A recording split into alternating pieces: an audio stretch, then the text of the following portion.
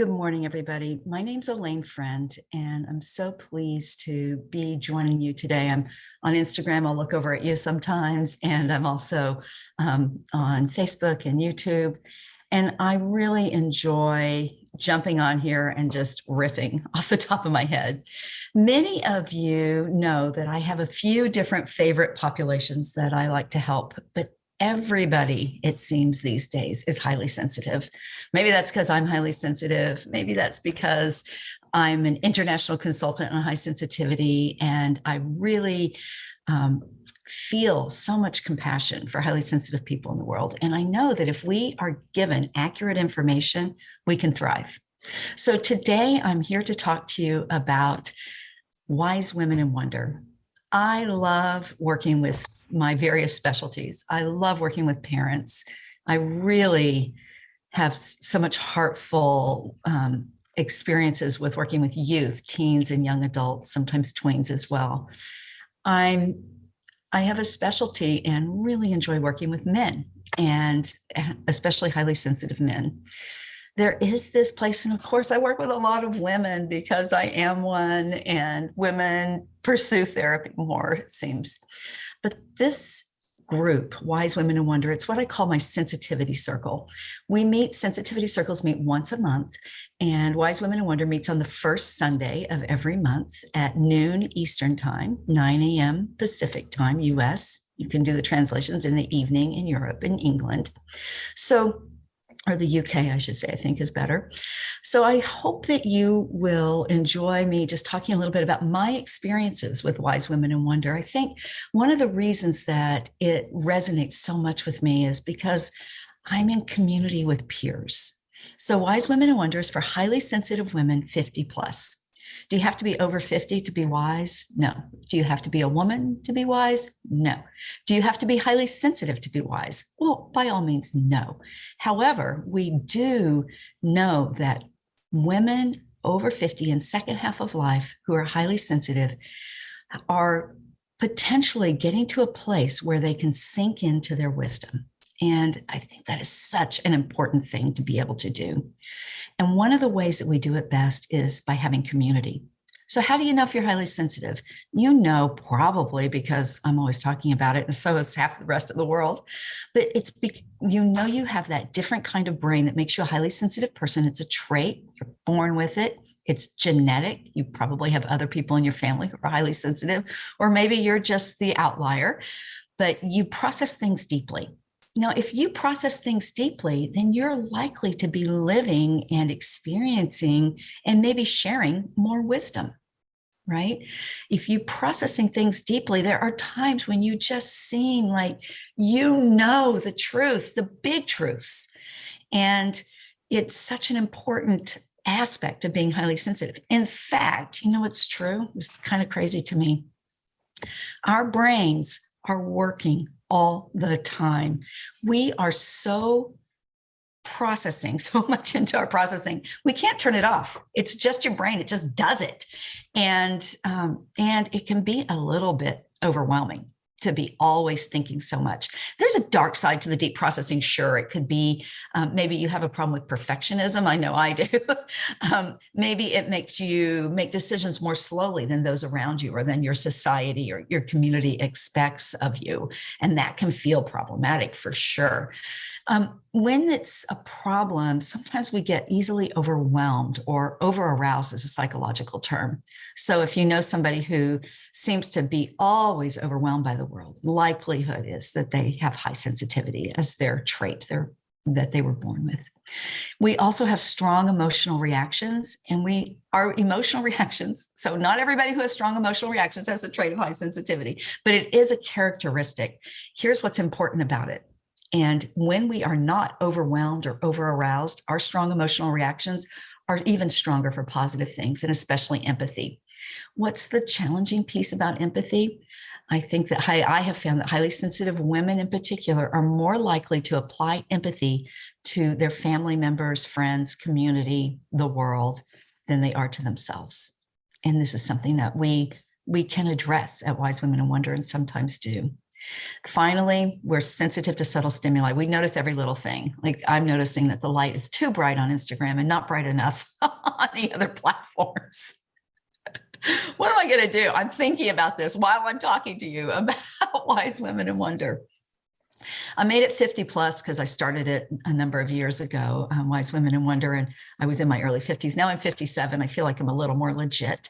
But I love gathering in this circle of peers and especially mentors, women who are often 15, 20 years older than me as well. And I learn so much from their wisdom. I bring the psychology and the the accurate knowledge and research about high sensitivity and my 30 years, 3 decades of experience in mental health. I bring all of that to the circle. But what I think is the richest thing about it is being in community with other women who are interested in living into wisdom. So for me, wisdom has a place in this concept of authenticity. And I don't know, think about women you know, peers or older women that you know. Do you find that they've gotten into a stronger level of authenticity? I often feel that way about older, especially highly sensitive women, but women in general. When we get to a place in our lives where we can live with both integrity and transparency. Does that mean that I've stopped dyeing my hair? No. I'm working on it. And, I have all that female socialization that makes me have insecurities about my self-image. Yet I have a strict rule at Wise Women in Wonder: come as you are. Please don't go to a lot of trouble to think about what you look like on the screen, because we are living in our authenticity. It's a very important piece. We often are thinking in Wise Women in Wonder about our spiritual practices. Spirituality is a hugely important part of being highly sensitive. I was talking actually with my friend Alane yesterday, and we were talking about how, we have all this focus on self-care. Oh, it's so important that you do self-care. And self-care is really, it's critically important, especially when you're highly sensitive and you can tend to become over-aroused. But I think that when you are highly sensitive, when you have this trait, self-care, and this is our discussion, has more importance than just taking care of yourself. We are helping ourselves get to a better place where we can live into our wisdom so that we are able to have emotional leadership and go out there and impact the world, potentially changing it for the better. It's so critical. So I think also it's my fantasy that as we age, I wouldn't say I'm there yet, that we are able to slow down our lives a bit and look more deeply within at what is important to us. What is that place within you? Where is that place within you where you can be in your sensitivity, be in your best life? We also notice in Wise Women in Wonder that many women are experiencing a loss of their original calling. So your calling might have been your profession or your creative practice or mothering, many, many different kinds of callings. But this is the thing that you're doing in your life that makes your heart sing and that has meaning and purpose for you. So if your calling was your profession and you've retired, it's time for finding another calling. And, we will often talk about the loss of that identity and how are we becoming the wise women, which is a new identity. How do we lead and teach? We do it best when we take care of ourselves. So let me think what else I wanted to say about Wise Women in Wonder. I love sensitivity circles. And because it's when I do my workshops with Are You Highly Sensitive? If you haven't checked us out, come look at areyouhighlysensitive.com. It's a membership community with lots of benefits, but 2 live workshops every month. So when I'm doing the workshops, it's just me on screen and I'm taking your questions live, but they come in beforehand anonymously or during the chat. In the chat, people ask questions and I address them and talk about them. In my sensitivity circles, we're all on screen together. And yeah, it's not really a circle. Although I think there is a setting on Zoom now where you can make it more circular. It weirds me out. I stick with the squares. But in that circle, I am there with you and you are there with me. And this is one of the 5 to thrive for highly sensitive people. We're in community with people like us. And look, it's not just, other women. It's not just elders. It's not just HSPs. It's a smaller, more clearly identified community with a very narrow definition. So you know what's likely and what we find every month? We all have so many things in common. We've talked about all kinds of themes. We've talked about grief and loss. We've talked about mentors and mentoring. We have just talked about problem solving. We've talked about adult children. We have talked about our spiritual practice.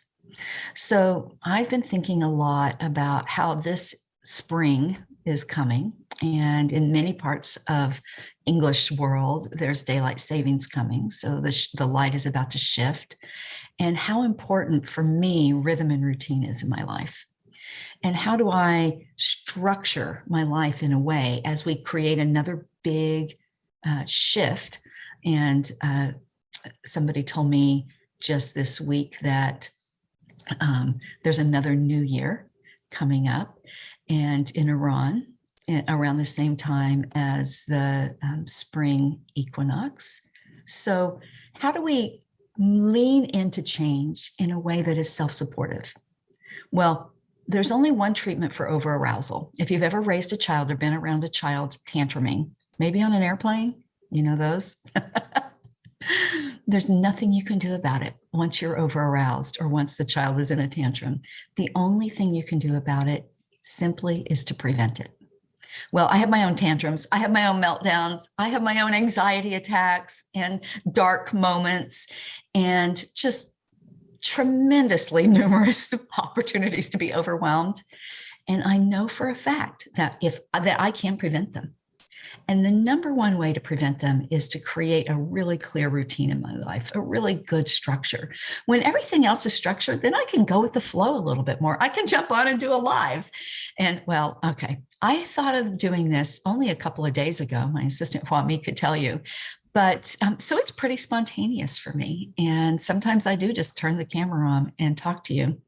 My calling is to help highly sensitive people, and especially to educate so many of us that sensitive children who are born and growing up in this world that is not particularly in the Western world, not particularly supportive of or embracing of high sensitivity, that so many of us know about it, that we can make those children's lives better.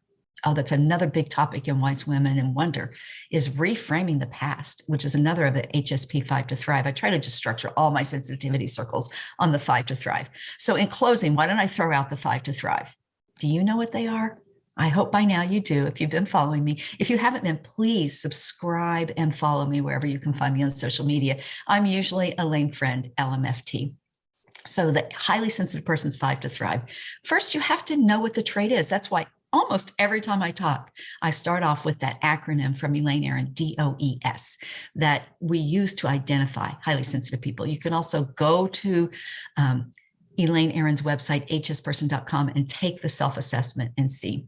If you think you are highly sensitive after I describe DOES to you, and you take that assessment and you don't answer more than half the questions yes or true, then you might be a different kind of highly sensitive person. The way you figure that out, take the Is My Child Highly Sensitive assessment for yourself.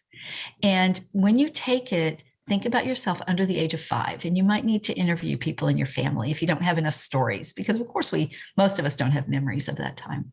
So knowing the trait is real and believing that you have it, that's the first most important step. Often when I explain to people that they are highly sensitive and what that means, it solves 50% of the problems in their life. It's amazing because you live your life until you find out thinking that there's something seriously wrong with you, that you just can't function in the world. And then you find out, oh, I have this trait. I was supposed to be functioning differently. And that brings us to the second one, which is to reframe the past, reframe your childhood and other past experiences in light of the fact that you were highly sensitive.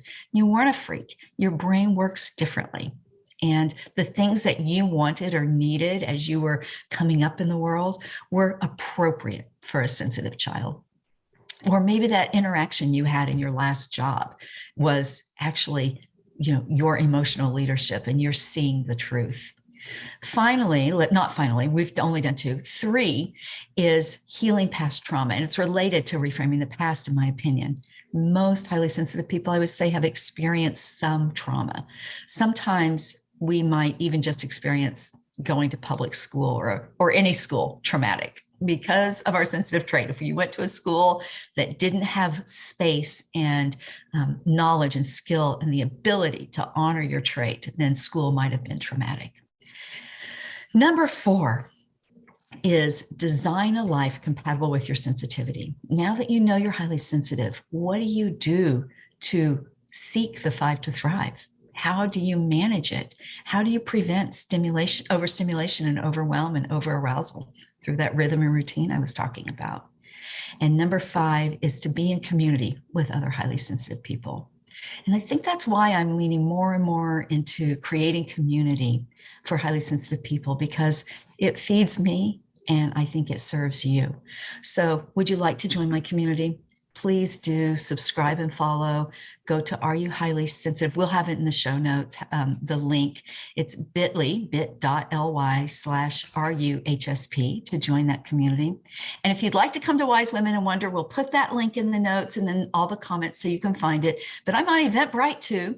So come follow me on Eventbrite and you'll learn about all my great events and circles that I'm offering. I'm Alane Freund, your international consultant on high sensitivity. I'm here with the full mission and intention to live my life in such a way that changes your life, and especially the lives of the sensitive children coming up. So I hope to see you around. Thank you so much for joining me, and I'll see you soon. Bye for now.